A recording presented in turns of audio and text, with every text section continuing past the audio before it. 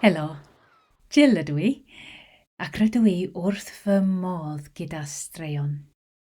Rydw i mor ffodus gan fy mod wedi treulio llawer o amser dros 2024 gyda llawer o blant yn union fel chi o Ynys Môn. Gyda'n gilydd, rydym wedi achwilio gwahanol leoedd ar yr ynys ac wedi defnyddio ein dychymyg i ddod ar cyfan am fyw. Trwy farddoniaeth, trwy sain, trwy gelf, rydw i dysgu cymaint am y ffordd rydych chi'n gweld eich cartref, ac rydw i wedi cynnwys rhwyfaint ohono yn y stori hon i chi. Efallai, yr hoffech chi ddilyn y map wrth i ni adrodd stori a dychmygu cwest y ferch wrth i ni fynd. Gobeithio newch chi fwynhau. Yr enw y stori yw Y Ferch ar y Meini Gwynion. Y dechreuad. Ddim mor bell yn ôl, ar ynys y Mo Iwerddon, roedd merch yn ei stafell wely. Ar ei sil ffenest roedd ganddi gasgliad o gerrig. Llwyd a glas, di a sgleiniog, ond roedd hi'n hoffi ei cherrig gwyn orau. Pan oedd hi'n fach, roedd ei nain wedi deud wrth fod gan gerrig gwynion o'r ynys hyd y tu mewn iddynt, a dychmygoedd y ferch pe byddai'n dod o hyd i ddigon o gerrig, a gallai hi adeiladu'r tŵ hyd uchal y gallai weld yr holl ynys ohono. Nid oedd hi eiriod wedi gweld y cyfon ac nid oedd yn gwybod yn iawn i ble y gallai ei holl ffyrdd arwain. Edrychodd ar y cerrig gwyn ar ei sil ffenest, ond roedden nhw gyd yn ymddangos yr gyffredin iawn. Roedd hi wedi rhoi cynnig ar eiriau hyd, ond doedden nhw ddim wedi symud. Roedd gynnig ar swinion hyd, a doedden nhw ddim wedi disglerio. Felly, roedd hi'n meddwl tybed lle cafodd y cerrig y hyd o gwbl. Ni allai ofyn i'w nain Mwynhewch, oherwydd roedd ei nain bellach yn byw ar seren ymhell i fwrdd, a ferch wedi bod yn ein colli'n fawr. Roedd hi'n cofio taith gerdded i fyny at ffynon, lle oedd ei nain wedi taflu cerrig gwynion i ddŵr, a lle roedd y ddwy wedi'n teimlo'n hapus. Felly meddyliodd y byddai'n ceisio dod o hyd i'r hyd yno.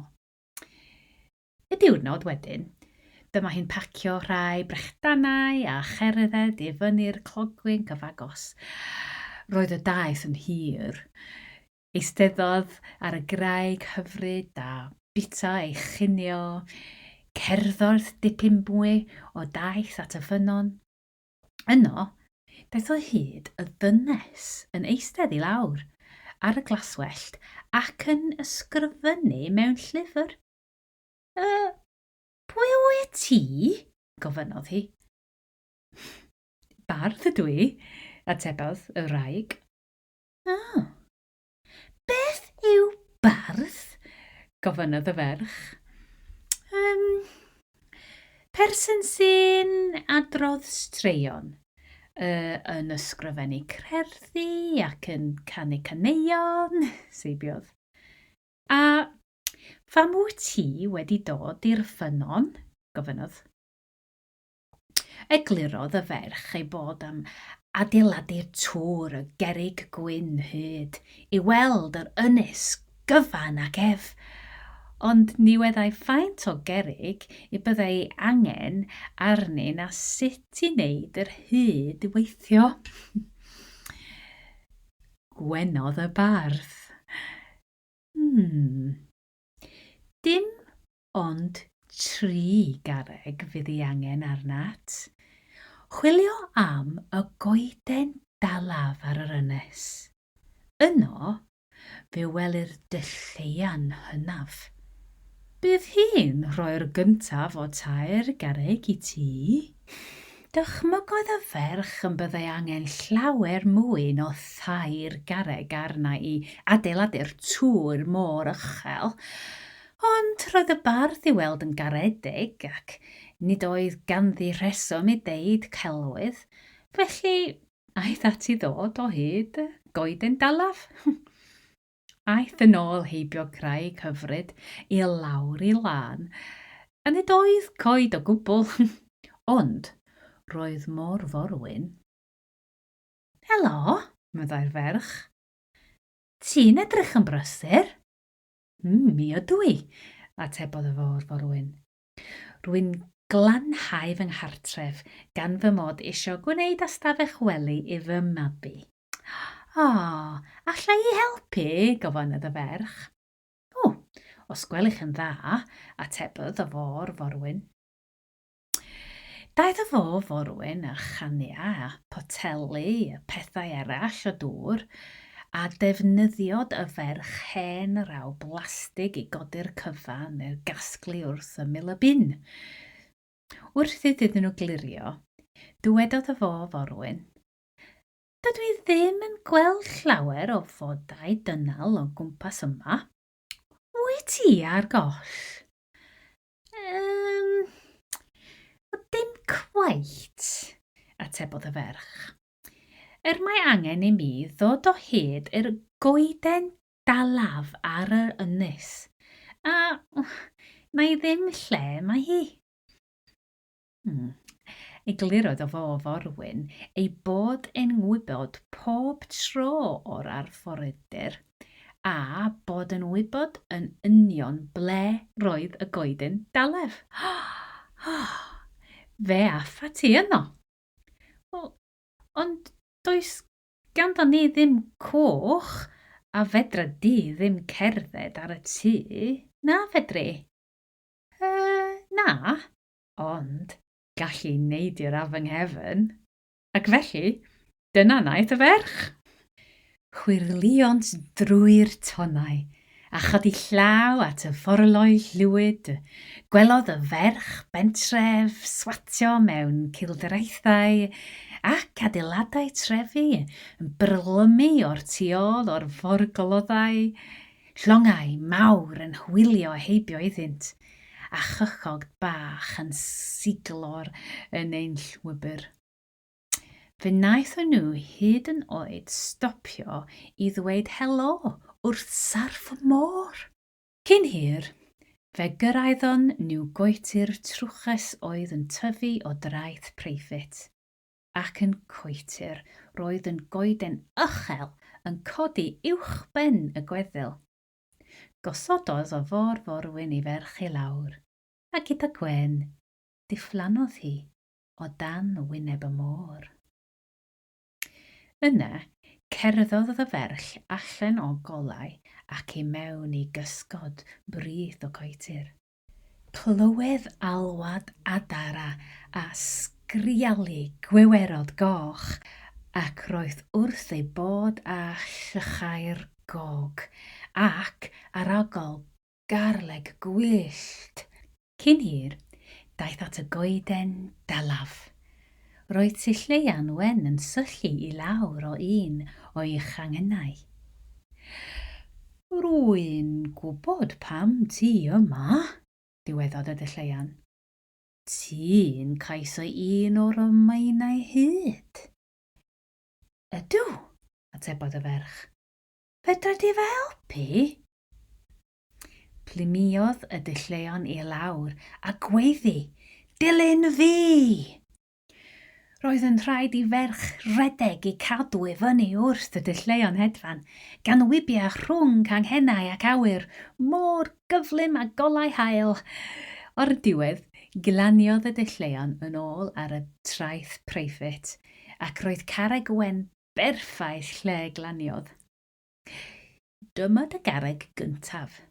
Nawr, mae angen I ti fynd i'r tŵr ar ben y mynydd copr, a dod o hir i'r ddoblynes. ond mae'n rhaid I ti yn gyntaf ddod o hyd y dyfordd heibio'r pethau drwg, oherwydd mae'n cadw'r goblynas yn ochel I fyny ar y mynydd ymhell o gyrraedd blant. O, beth yw pethau drwg? Gofynnodd y ferch.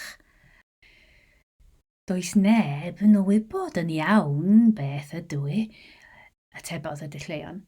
Ond ein bod yn wybod I fod yn atal plant fel ti rhag dringo'r mynydd, ond rhaid dringo os wyt ti am gael dy ail garreg. Sut byddwn ni'n dod o hyd i'r pethau drwg? Gofynnodd y ferch. Dilyn y llwybr beicio, gweiddodd y dylluan wrth iddi hedfan I ffwrdd. Ac ddylwn ni fod ofyn o goblynes, gweiddodd y ferch i'r awyr, ond roedd y dylluan wedi mynd. Edrychodd y ferch o gwmpas, ac na allu weld unrhyw lwybr na beiciau, pan yn sydyn clywodd gloch o ddwfn y tu mewn y coed. Rhedodd hi, eto gyflym, y tro hwn yn dilyn y sain. Rasiodd drwy coetir allan o'r maes parcio a dros y cob, gan ddilyn swn y gloch o hyd. Mae'n rhaid mai gloch beic oedd hi, ac oedd bod hi'n gallu ei llywad. Neu allai weld, roedd hi'n dilyn ei llustiau. Aeth swn y gloch a hi a draws gwlyb tiroedd, lle gwelaidd ddyfrgwyn y plimio rhwng y gwelyau curs, a chlywed can y gelffinir yn yr awyr o'i cwmpas. Teimlai fel be bai wedi bod yn rhedeg am oriau pan stopiodd Merlin gwyllt hi yn eich traciau. Roedd yn cnoi ar y llaswellt. Fe sylodd arni. Ti'n edrych yn ffinedig, meddai. Mi ydw I, atebodd y ferch. Dwi'n chwilio am lwybr beicio. Fedri glywed gloch, ond dwi'n methu gweld y beic. Chwarddodd y Merlin. Ti ar y llwybr beicio annwyl ferch? Edrychodd o gwmpas. Ond dwi'n methu clywed gloch, serch hynny. Ble wyt ti'n mynd? Dwi'n ceisio dod o hyd i'r mynydd copr. Daliodd y Merlin I gnoi. Yna, dywedodd, ochr anghywir yr ynys mae arna I ofyn. Dyma'r ferch syrthio'n fflemp ar y ddeiar. O na I byth ffeindio fy ffordd. Llincodd y Merlin y gwair a phenliniodd I lawr i'r llawr I ymuno â hi. Cynigiodd ychydig o laswellydd I hefyd, ond gwrthododd y gwrataeth. Dwi'n meddwl yr a fi am adra. Mae rhywbeth drwg yn y mynydd copr beth bynnag, a dwi ddim yn hoffi plant fel fi. Meddai'r Merlin. Ble mae adref? Mae'n agos at y graig hyfryd. Wel, mae gen I ofn dy fod yn eithaf pell oddi yno hefyd. Edrychodd y ferch o gwmpas o sylweddoli ei bod wir ar goll, a dechreuodd hi grio. Da gyrau, meddai'r Merlin. Dwi'n isio gweld fy nain, wylodd y ferch. Byddai hi'n gwybod ble I fynd a be I wneud. Dwi'n weld. Wel, mae dagrau yn arwydd o bwer mawr. Felly, Mae'n gobaith o hyd. Yna, cynigiodd y Merlin iddi ddringo ar ei gefn, a wnaeth hynny. Chwyth am y gwraig hyfryd ac i'r dde am y mynydd copr. Pa ffordd hoffet ti fynd, meddai.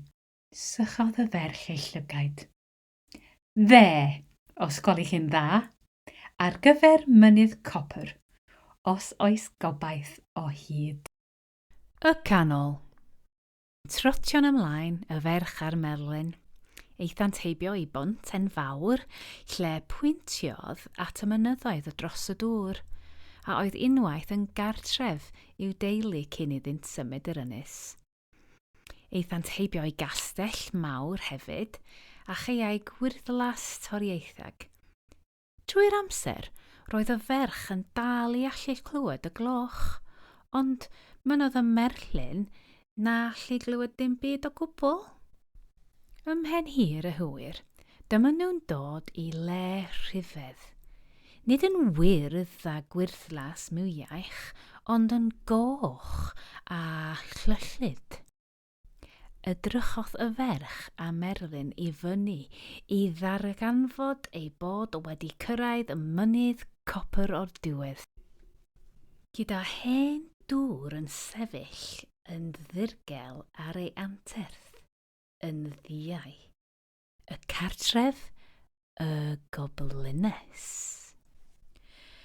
Crynodd y ferch a phlygu lawr i sibrwd yng nghlust y Merlin. Bydd yn ofalus o'r pethau drwg. Bydd o gwmpas fan hyn yn rhywle. Iawn, sibrydodd. Beth ydyn ni'n fod i wneud rwan? Wel, dwi angen dod o hyd yr goblines ar ben y mynydd yn y tŵr yno, dwi'n meddwl, atebodd y fer, gan bwyntio at y brig. Trotiodd y Merlin ymlaen yn hamddenol, gan geisio dod o hyd i lwybr i fyny, pan yn sydyn, dyma nhw'n teimlo ei bod ei cael ei gwylio. Edrychon nhw o gwmpas i ddarganfod beth oedd yn edrych fel cath ddi wyllt, ond roedd mor fawr a llew a dan y gysgod. Roedd ei dannedd yn debygach i lew hefyd, yn ffiniog fel cyllyll, ac roedd yn chwyrnu yn dwfn o budew ei bol. Daliad y ferch y Merlin yn ddyn. Eich chi y peth o drwg? Gyfynnodd hi. Roedd y gath yn symud yn araf tuag atyn nhw, gan ddod ei chysgad gyda hi. Felly roedd y merch a Merlin yn teimlo'n wan ac yn ofnus. Yn agos, gallent weld llygaid y gath yn dwyll fel y nos, ei saffnau yn glaffoerio wrth iddi wylltio. Mae rai yn nghalwyn pethau drwg, mae eraill yn fy nghalwyn cath pelig. Illtau yn golygu'r un peth. Sibrydodd y Merlin wrth y ferch trwy ochr i geg. Beth mae'n feddwl? Dwi'n meddwl ei fod yn golygu rhywbeth drwg, ond cath pelig yw ei henw, sibrydodd yn ôl. Cododd clustiau'r gath wrth iddi geisio gwrando, yna cyn hyrfodd, a gweiddi, Trwch yn ôl! Does gan plant ddim busnes yn mynydd copr. Mae'n ller i'r dewr. Dwi'n ddewr, gwahadodd y ferch yn ôl. Roedd y gath yn ymddangos y chwilfrydig, gan fod yn rhan fwyaf o blant yn rhedeg i fwrdd i pwynt hwn. Ond nid y ferch hon. Da iawn, meddai'r gath. Ateb y pos hwn i mi, ac fe adawaf i chi basio. O, dwi'n anobeithiol efo posiau, gwedodd y Merlin. Shh, meddai'r ferch, a gofynnodd i gath i mynd ymlaen. Roddodd y gath ei ffos. Beth sydd a morthwyl, ond sy'n dal dim offer, ac yn canu, ond heb ffisedd. Roedd y ferch yn dawel. O, does gen i ddim syniad, meddai'r Merlin. Waeth i ni droi yn ôl rwan. Meddyliodd y ferch yn hir a chaled, a yna, yn y pellter, i fyny ar mynydd, clywodd y gloch eto. A gwyddai yr unwaith. Cloch! Gwaeddodd y ferch. Roedd y Merlin wedi rhyfeddu. Da iawn! Roedd y gath yn mor syfrdan. Eisteddodd i lawr ar ei choesau ôl ac ystyriodd y ferch am eiliad cyn deud, allai i ddim credu'r peth, ond mi gei di ddringo'r mynydd.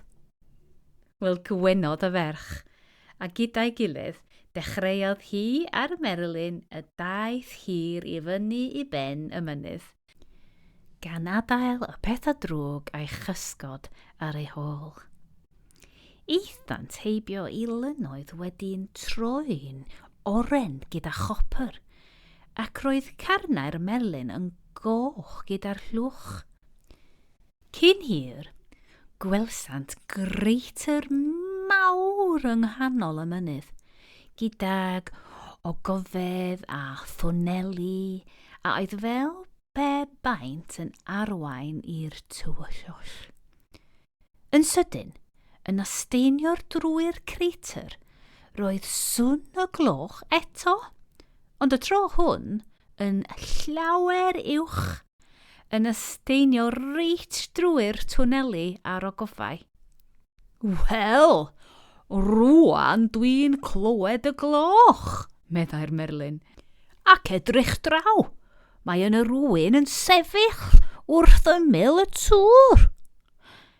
Dechreuodd y Merlin garlamau ar hyd pen y creitr a fyny at y tŵr. Wedi cyrraedd, dyma nhw'n cwrdd â hen raigan wedi gwisgo mewn ffroc hir ddu, fel petai o'r amser arall, a gwisgau sil o amgylch ei hysgwyddau.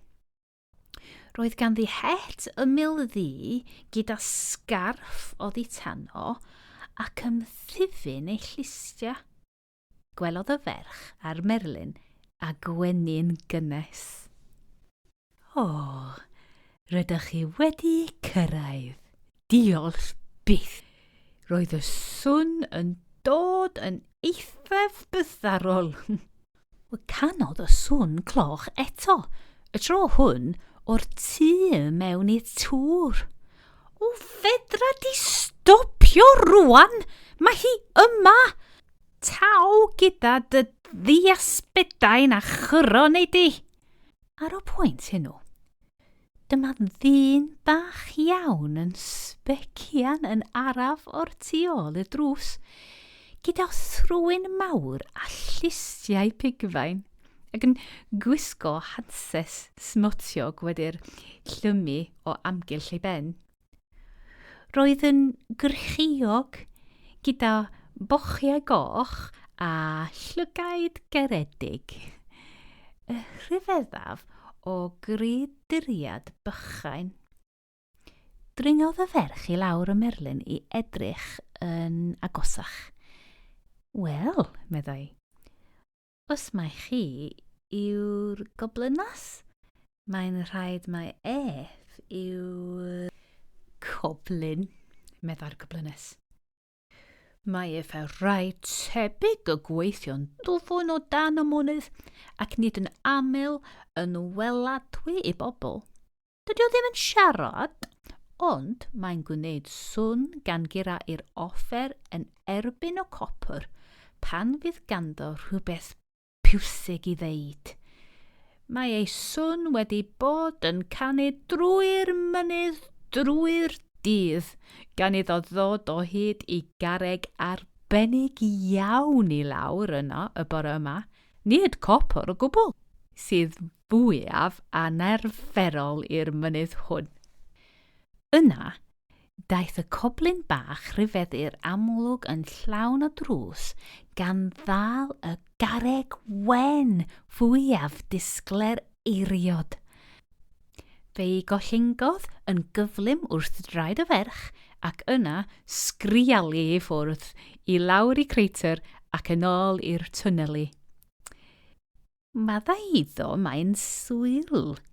Bydd yn mynd yn ôl i'r weithio nawr, yn cloddio'r am gopr gyda gweddill y coblynod. Ond ti bron y gorffen gyda dy gasgliad gerrig dwi'n gweld. Wel, meddai'r ferch wrth godi'r garreg a rhoi yn ei bag. Dydw i ddim yn gwybod iawn sut mae dwy garreg fach fel hyn sydd i fod yn hyd gyda llaw yn mynd i fy helpu i adeiladu'r tŵr digon tal i weld yr ynys hon i gyd. Chwarddodd y gyblynes. O, dwi'n siŵr o gynnant y tric, meddai i, ac aeth draw at y merlin a patio fo. Nawr, dos at y seren dy nain, ac fe gai dy drydedd garreg. Yna, plygodd i lawr i sibrwd rhywbeth ynglys dy merlin, a naeth iddo ngwennu. Dysgynodd wyneb y ferch. Dydw i ddim yn dallt, meddai i. Sut allai i gyrraedd seren fy nain? Does gen i ddim roced nac adenydd, na'r pwer a hedfan. Dim ond merch ydw i.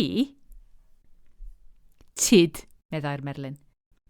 Dwi'n gwybod sut yn cael ni yna, ac yn ffodus, fe gyrhaethwn ni wrth i'r nos ddisgyn. Wel, dringodd y ferch ymlaen, yn dal yn ddryslyd, a dyma nhw'n trotio'n ei ffwrdd oddi wrth y goblynas, wrth iddi ffarwelia â nhw. Y diwedd. Gadawsent y mynydd copr a daeth trotio'n y merlin yn garlam. Yn tro hwn, ni stopiodd, rhedesant heibio i glogwynnu a goleidau drwydd y ganol yr ynys, trwy geiau a threfi, wrth i'r haul fallid ar awyr dywyllu. Yn y diwedd, daethant yr arwydd pentref ar gornel y cyforth. Roedd y lleiad yn uchel yn yr awyr erbyn hyd ac yn rhoi digon o'r olau i ferch i darllen. Dywedai, seren! Mae'n rhaid o fod yn gwybod am y pentref hwn, meddai'r merlin. Mae'n debyg mae o fan hyn mae fy deulu yn dod. Ia, meddai'r ferch. Wrth gwrs, seren! Y cartef plentyn dod fy nain. Dyna ni, meddai'r merlin. Rwan, gada ni fynd i ddod o hyd i'r capel, dywedodd y gyblynas wrtha i am fynd ati yno. Wedi cyrraedd y capel, dringodd y ferch i lawr ac aeth y merlin i gymryd diod o gafan o dŵr. Doedd dim golau stryd.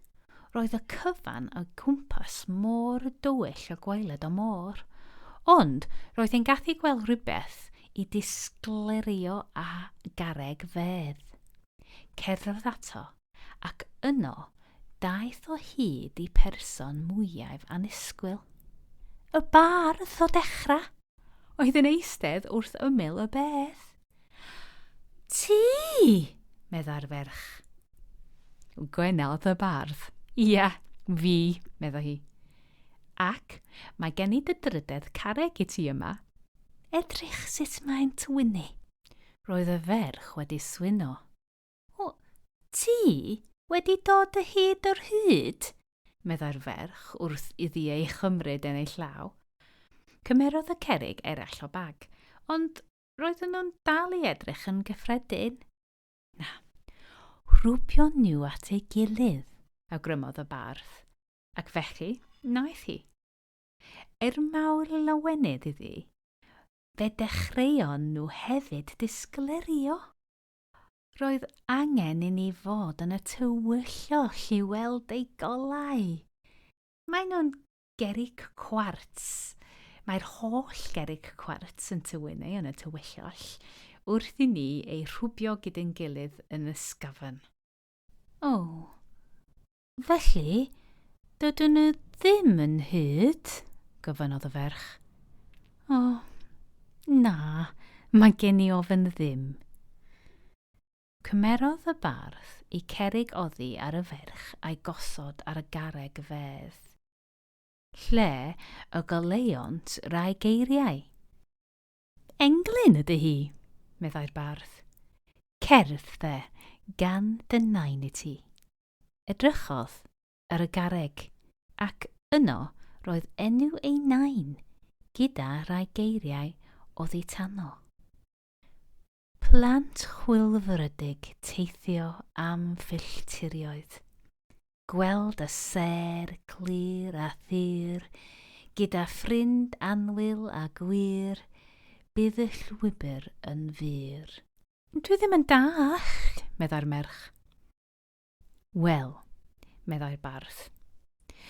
Roedd y ti eisiau adeiladu'r tŵr i weld yr ynys, gan fod y nain y dweud wrth sort ti fod gan y gerig bwerau hyd. Mi nes ti basio graig hyfryd a dod at y ffynon, teithio'r môr gyda'r forwyn, gweld y trefi a'r pentrefi, mi ddeiaist o hyd i'r dylleian a'r goeden dalaf yn y coetir, dilyn y llwybr, bled nes ti gyfarfod a dy ffrind o'r diwedd, y merlin gwyllt. Edrychodd draw, roedd yn dal i yfed wrth y cafn. Gwenodd y ferch a pharheodd y bardd. Ni nes ti greu argraf ar y pethau drwg, cwrdd ar goblynas a choblyn ar ben y mynydd copr, ac yn olaf gyda'n gilydd canfodd ei ffordd i seren i mi ac i'r man lle gallu nawr fod yn agos at dy nain. Nawr wyt ti'n dallt. Dwi wedi weld yr ynys i gyd, chwarddodd y ferch. Ymunodd y merlin gwyllt â hi wrth ei ochr. Ti wedi, cytunodd y bardd. A'r garreg gyntaf i dechrau dy stori, yr dau yw'r ganol, a'r un yma, dyna'r diwedd.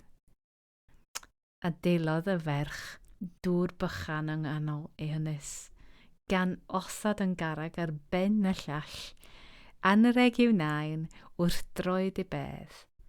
Yna aeth tuag adref, gyda'r bardd a merlin wrth ei ochr.